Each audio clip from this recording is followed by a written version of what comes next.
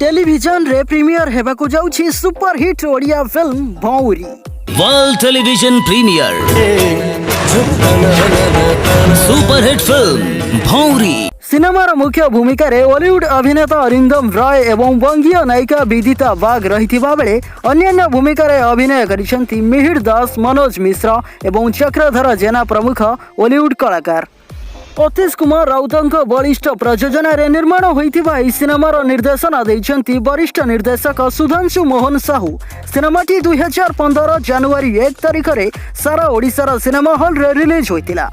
Release हेबार दीर्घ 6 वर्ष पर सिनेमाटी टेलीविजन परदा प्रदर्शित होगाकू जाउछि।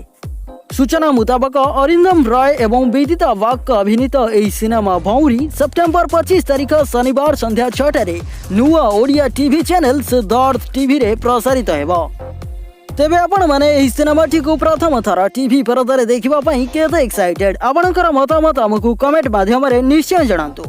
ओडिया सिनेमा संपर्कित प्रतिटी खबर टेक्निकी अपडेट पई एबे सब्सक्राइब करंतु हम चैनल को और बेल आइकन को प्रेस करी ऑल नोटिफिकेशन को ऑन करी दियंतु।